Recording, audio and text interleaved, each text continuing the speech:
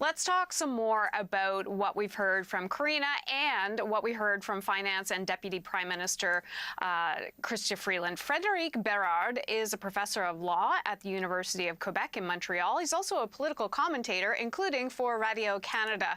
Thank you for joining us on the program. I've been looking forward to this discussion. Let's get right into it.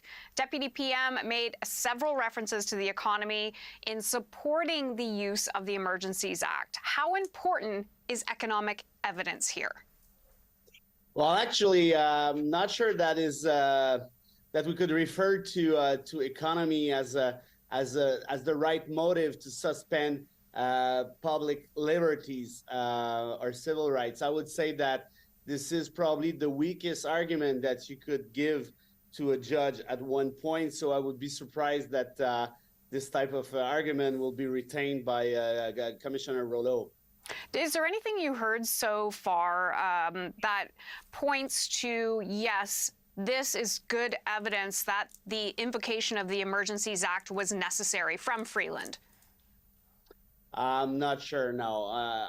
Honestly, I think that all those narrative is a bit weak, generally speaking, in terms of, as I said, in terms that when you want to suspend civil rights, you need to have more rational behind that, and we all know that the principle rational behind that the recourse to that act was political reason way more than emergency at one point.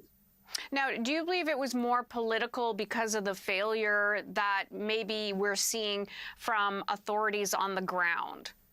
Yeah, this is certainly what I think. If the Ottawa's police did a better job, we would not have to invoke that act. That's quite for sure. If you take a look to what happened to Quebec City a few weeks later when another convoy arrived, Mayor Marchand said, well, you guys, you're going to stay now right here, and that's it, and that's all. And this is what they did, and they left like 2 days later. So I would certainly think that the major mistake here that was made by Ottawa's police, that's for sure. Freeland also did mention more than once her concerns about violence, including, quote, blood on the face of a child. What is she trying to do with those types of statements? Well, she's trying to invoke sympathy. She's trying to pull the trigger on people, emotional string to one point. I'm not sure it's gonna work because nobody really saw that. That's for sure. And again, I think that you know that it's true that most of Canadians were quite fed up by the convoy. But the thing is that if you want to go to emotional aspect that have no link with what we all saw, I would say that it's certainly a failure to one point. So moving aside from just Freeland, overall, we're nearing the end of 6 weeks of the inquiry. One more day of witness testimony. That, of course, is the PM. Do you believe the government has made its case that the Emergencies Act was the only option to end this? I would say it's 50-50, because don't forget that the judge has a right knowledge of what happened. He knows that the city of Ottawa was paralyzed. He knows that the economy at one point was paralyzed too. I'm not saying it's sufficient, but still, it's certainly another argument, another motive.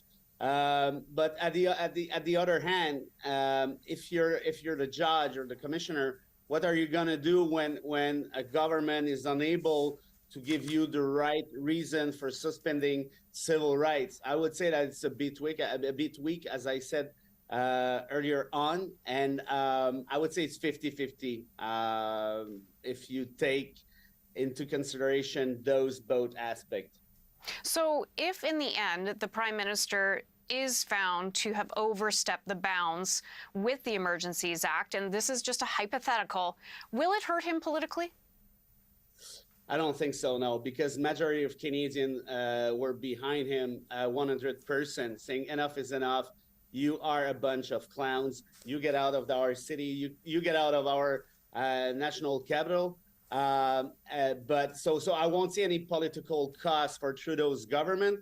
But at the same time, I'm happy that we do have this sort of inquiry now, because if you want to revoke civil rights, as I said, it's quite normal that you have some consequences to that, and you have to reddition de compte, as we say in French, meaning that you have to explain why you did do that, and probably it's going to send message for other governments in the future, meaning that that if you want to suspend civil rights, that's fine, but just prepare yourself accordingly, because you're going to have to pay your due at one point, even though if it's not on political aspect, it's going to be before that future commission.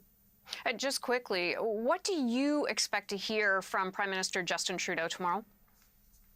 Probably the same as we did from Freeland, and a bit also from what we heard from CSIS, saying, well, for national security, that was a bit dangerous. So he will probably mention that he received advices from CSIS and other buddies that just told him that was the right thing to do. So I'm quite sure he won't be like quite upfront with it. It will be more like, I just follow the advices I received. Okay, well, we look forward to that. And Frédéric Bérard, thank you kindly for joining the program today. Thanks to you. Appreciate it. Frédéric Bérard in Montreal. He's a political commentator and law professor at the University of Quebec.